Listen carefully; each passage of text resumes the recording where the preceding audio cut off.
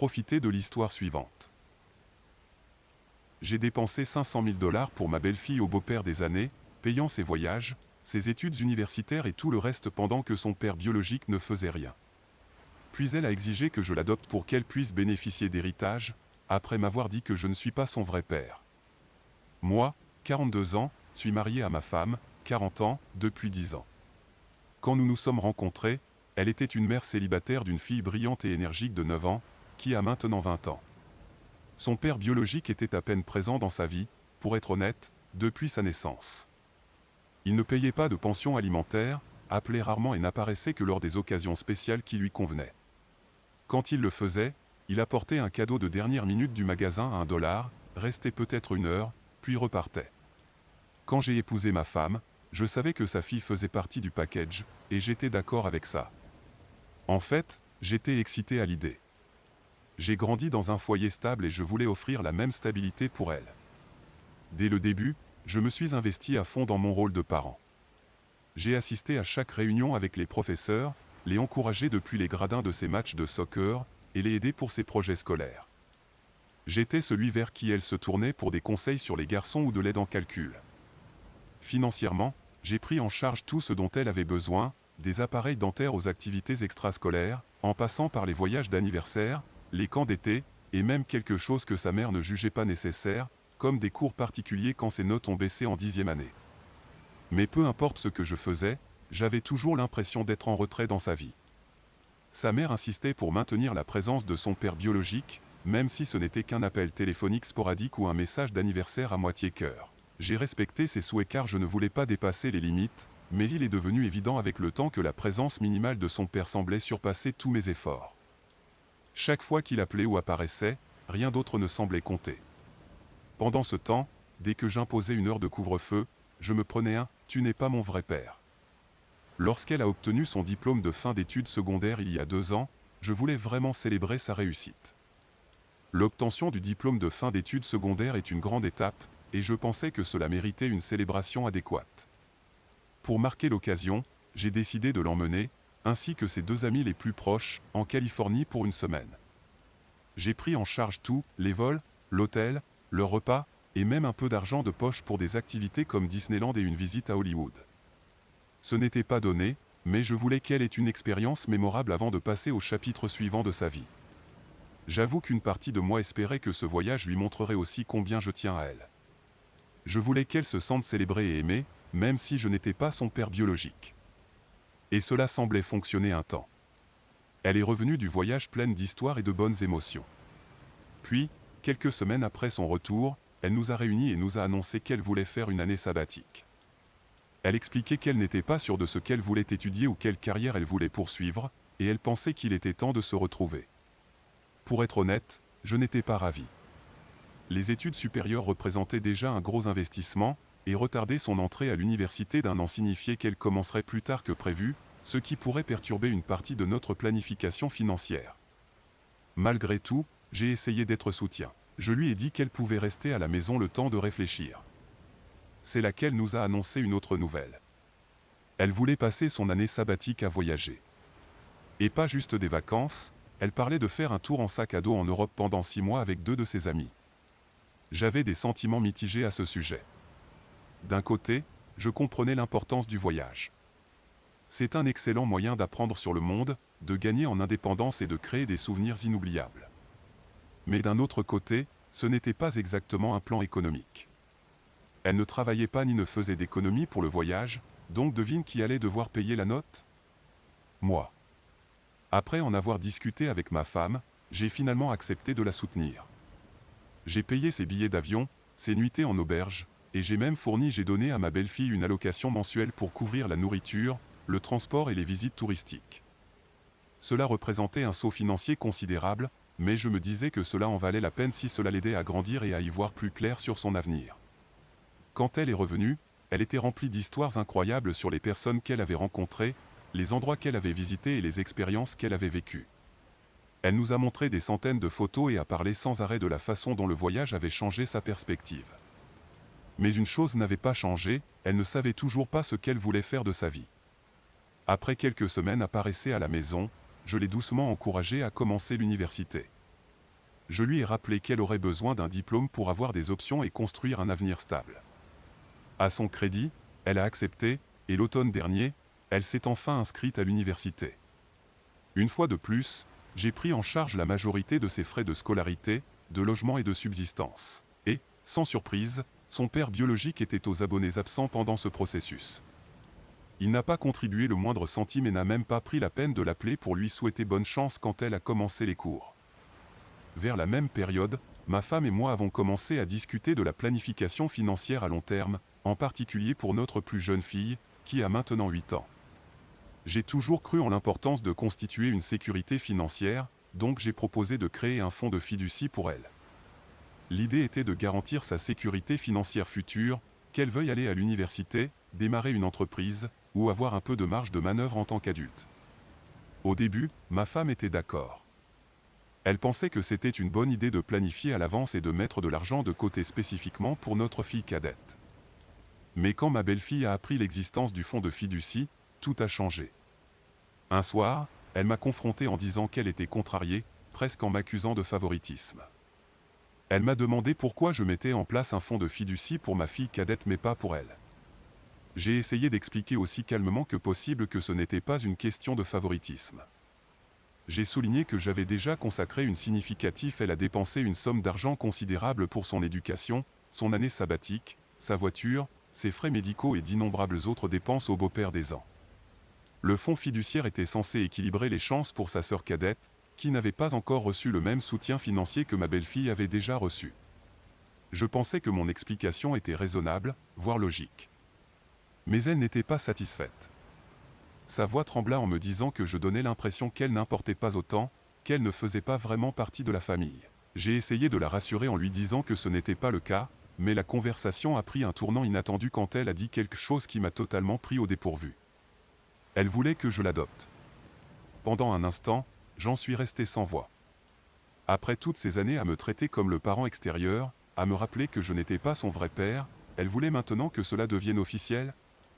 Je ne savais pas quoi dire, alors je lui ai demandé pourquoi l'adoption était si importante pour elle maintenant. Au début, j'étais stupéfait. Après des années à entendre « tu n'es pas mon vrai père », ce changement soudain de cœur me semblait étrange. Je lui ai demandé pourquoi elle voulait être adoptée maintenant, et ses raisons semblaient plus calculées que sincères. Elle a dit que cela lui donnerait un sentiment de sécurité et la rendrait officiellement membre de la famille. J'ai soulevé cette question avec ma femme, m'attendant à ce qu'elle comprenne mon point de vue, mais elle a pris parti pour sa fille. Elle a argumenté que j'avais agi en tant que père pour elle depuis plus d'une décennie et que rendre les choses officielles était juste la prochaine étape logique. Elle m'a accusé de favoritisme en mettant en place un fonds fiduciaire pour une fille cadette et en excluant sa fille aînée. Cela a conduit à une dispute explosive. J'ai dit à ma femme que je n'étais pas à l'aise avec l'adoption, d'autant plus que sa fille avait passé des années à me tenir à distance. J'ai souligné toutes les façons dont je l'avais soutenu financièrement et émotionnellement au beau-père des ans en finançant ses voyages, en payant ses études, en lui achetant une voiture, et plus encore. Ma femme a balayé tout cela, disant que c'était mon devoir en tant que beau-père. La situation à la maison est devenue insupportable. Ma belle-fille a commencé à m'ignorer, ne me parlant que lorsque c'était absolument nécessaire. Ma femme n'arrêtait pas de me pousser à reconsidérer l'adoption, la présentant comme un moyen de prouver mon engagement envers la famille. Mais pour moi, j'avais l'impression qu'ils essayaient de me culpabiliser pour quelque chose avec lequel je n'étais pas à l'aise.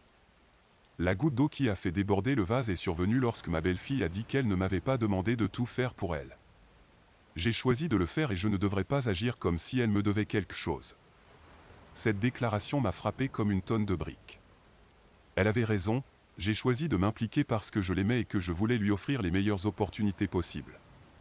Mais entendre qu'elle rejetait tout ce que j'avais fait comme si cela n'avait pas d'importance, c'était déchirant. Maintenant, je suis bloqué. Ma femme et ma belle-fille pensent que je suis égoïste et que je montre des favoritismes. Mais de mon point de vue, j'essaie simplement de protéger l'avenir de ma propre fille. J'ai déjà tellement donné à ma belle-fille, et je ne pense pas qu'il soit juste de continuer à donner alors qu'elle ne m'a jamais entièrement accepté comme figure paternelle sauf lorsque cela lui profitait. Alors, Reddit, suis-je le méchant de refuser d'adopter ma belle-fille et de ne pas l'inclure dans le fonds fiduciaire de ma fille biologique? Mise à jour 1. Tout d'abord, je tiens à remercier tout le monde pour le soutien écrasant. Sérieusement, je ne m'attendais pas à ce que mon message résonne autant. Même ceux qui n'étaient pas entièrement d'accord avec ma perspective, merci d'avoir partagé vos pensées. Lire les commentaires a été un peu comme un rollercoaster émotionnel, mais cela m'a aussi donné beaucoup à réfléchir. Il y a quelques points qui ont été soulevés à plusieurs reprises dans les commentaires, et je pense que je devrais les aborder avant de parler de ce qui s'est passé depuis ma dernière mise à jour. Beaucoup de gens m'ont demandé pourquoi, en 10 ans de mariage, je n'avais jamais envisagé d'adopter ma belle-fille. La vérité est que si, j'y ai pensé. Surtout quand elle était plus jeune.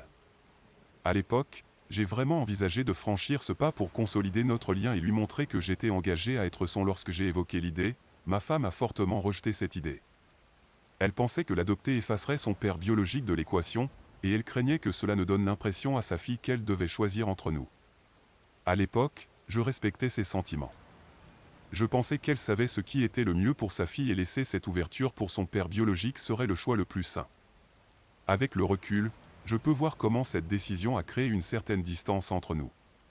J'ai toujours traité ma belle-fille comme si c'était la mienne, mais sans ce lien légal, il y avait toujours cette ligne invisible dans le sable.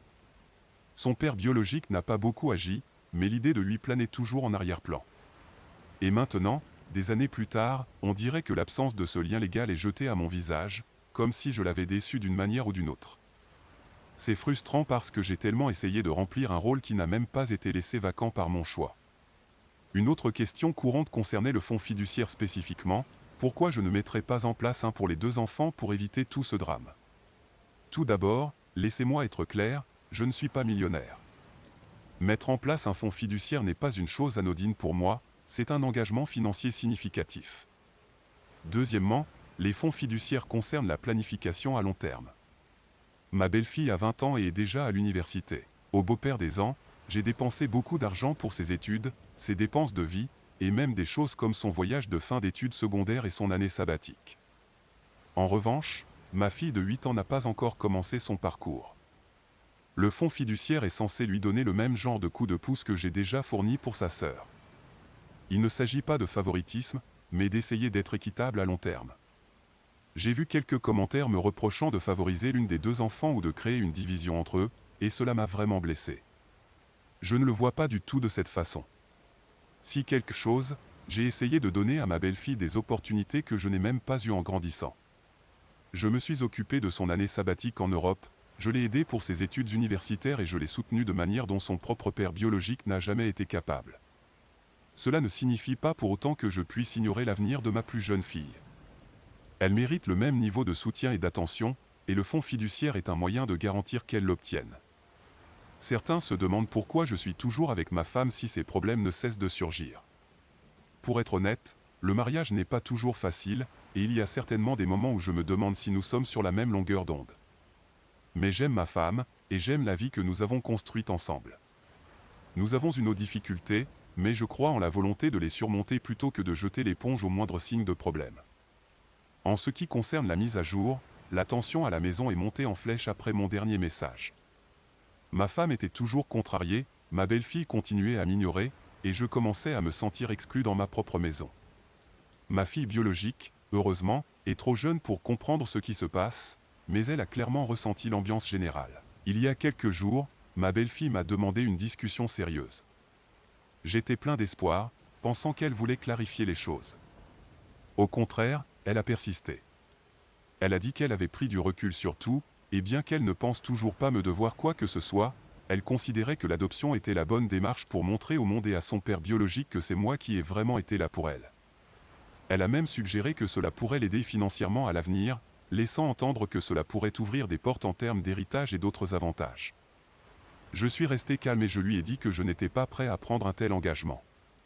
Je lui ai expliqué que l'adoption ne se résume pas qu'à des questions légales, c'est aussi une véritable relation. Je lui ai demandé pourquoi elle voulait soudainement cela maintenant, après des années à me maintenir à distance. Sa réponse ?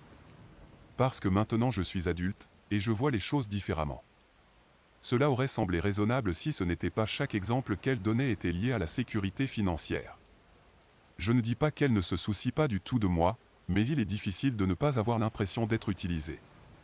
Plus tard cette nuit-là, ma femme et moi avons eu une autre dispute. Elle m'a accusé de punir sa fille pour les échecs de son père biologique et a dit que je mettais un prix à mon amour. Cela m'a vraiment blessé car je n'ai jamais vu les choses de cette façon. Je lui ai dit que j'avais déjà fait beaucoup d'efforts pour sa fille et qu'il n'était pas juste de s'attendre à ce que je m'engage dans une adoption alors que je ne suis clairement pas à l'aise avec. Elle s'est éclipsée, disant qu'elle avait besoin d'espace pour réfléchir. Maintenant, je dors sur le canapé, me demandant si c'est là que notre mariage pourrait mourir. Mise à jour 2, salut tout le monde, merci encore pour tous les commentaires, conseils et perspectives. Après la dernière mise à jour, les choses ont pris un tournant radical, et honnêtement, j'essaie toujours de comprendre tout cela. J'ai décidé de prendre du recul par rapport à la maison pour clarifier mes pensées et éviter d'autres disputes. Je loge chez mon frère pour l'instant, ce qui n'est pas idéal. Je ne voulais pas laisser ma fille de 8 ans derrière moi avec ma femme dans cette situation, mais compte tenu des circonstances, je ne me sentais pas avoir beaucoup de choix. J'espère que cet espace m'aidera à trouver mes prochaines étapes. La situation à la maison s'est considérablement aggravée. Ma femme menace maintenant de divorcer, disant que mon refus d'adopter sa fille et de l'inclure dans le fonds fiduciaire est une trahison de nos vœux de mariage. Elle a présenté cela comme un abandon de la famille de ma part et une priorisation de l'argent sur les relations. Pour aggraver les choses, sa fille a commencé à m'envoyer des messages culpabilisants, m'accusant de détruire son futur. Elle prétend se sentir abandonnée par moi, tout comme son père biologique l'a fait. Ces messages me blessent car, malgré tout, je tiens toujours profondément à elle. Mais leur ton et leur timing ne font que renforcer ce que je ressens ces derniers temps, à savoir que je ne suis pas considéré comme quelqu'un qui a fait de son mieux, mais plutôt comme un moyen pour parvenir à une fin. Depuis que j'ai quitté la maison, j'ai eu des conversations importantes avec mon frère, qui est également avocat. Je voulais comprendre les implications juridiques de l'adoption, de l'héritage et de tout ce qui est survenu récemment. Il a confirmé beaucoup de choses que vous avez soulignées dans les commentaires. Adopter ma belle-fille me lierait légalement à elle de manière avec laquelle je ne suis pas à l'aise. Par exemple, une fois adoptée, elle aurait des droits égaux pour contester tout plan de succession que je ferais, y compris le fonds de fiducie pour ma fille biologique. Même si je ne pense pas qu'elle chercherait délibérément à nuire à l'avenir de sa sœur, sa focalisation récente sur la sécurité financière me met mal à l'aise. Ce n'est plus seulement une question d'émotion, mais de réalité légale et financière. Mon frère a souligné que si je l'avais adoptée plus tôt, ces problèmes auraient pu être abordés de manière proactive. Mais l'adopter maintenant, à 20 ans, et avec tout ce qui s'est passé, semble être un risque énorme. Pour avoir une vision plus claire, j'ai également consulté un conseiller financier pour examiner mes dépenses au cours de la dernière décennie. Ce que j'ai découvert m'a même choqué. Au cours des 13 dernières années, j'ai dépensé près de 500 000 $ pour ma belle-fille. Cela inclut son éducation, ses dépenses médicales, ses activités parascolaires, ses vêtements et autres coûts du quotidien. Quand j'ai vu le montant final, j'ai dû reculer et prendre une grande inspiration. C'est plus que ce que la plupart des parents dépensent pour leurs enfants biologiques au cours de toute une vie. Le pire, c'est que légalement, je n'ai aucune obligation envers elle. Puisque je ne l'ai jamais officiellement adoptée et que son père biologique est toujours techniquement dans le tableau, même s'il est à peine présent, je ne suis pas tenu de la soutenir financièrement au-delà de nos dépenses actuelles du ménage. Mon avocat m'a assuré que le fonds de fiducie que je mets en place pour ma fille biologique est tout à fait dans mes droits. Selon moi, l'argument de ma femme selon lequel je serais injuste ne tient ni juridiquement ni moralement. Ce qui a été le plus difficile à avaler, c'est que ma femme ne semble pas comprendre la réalité de nos finances. Elle continue d'agir comme si je pouvais simplement trouver une solution ou produire de l'argent magiquement. Mais chaque dollar que j'ai dépensé pour sa fille est un dollar non épargné pour notre avenir ou celui de notre fille biologique. Je ne regrette pas de soutenir ma belle-fille, elle mérite la stabilité et des opportunités. Mais à un moment donné, je dois fixer une limite. Pendant ce temps, j'ai également eu l'occasion de réfléchir à notre mariage et aux schémas qui nous ont menés ici. Ma femme a toujours mis les besoins de sa fille en premier, ce que j'ai compris et soutenu lorsque nous nous sommes mariés. Mais au beau-père des ans, cela a semblé de moins en moins être un partenariat et plus comme si j'étais le pourvoyeur pendant qu'elle prenait les décisions. Elle a insisté pour maintenir le père biologique en contact, même s'il ne contribuait en rien et m'a découragé de jouer un rôle parental plus formel. Maintenant, lorsque cela lui convient, elle veut que j'adopte sa fille et assume l'entière responsabilité financière. Un des moments les plus douloureux a été lorsque ma femme m'a appelé hier soir. Elle m'a dit qu'elle avait parlé à ses amis, qui étaient d'accord sur le fait que j'étais déraisonnable et que tout homme digne de ce nom ferait ce qu'il faut pour sa famille. Entendre cela a été comme une gifle. Que faisais-je ces 10 dernières années si je n'ai pas fait ce qu'il fallait ? Quant à ma belle-fille, elle ne m'a pas contacté depuis les messages culpabilisants.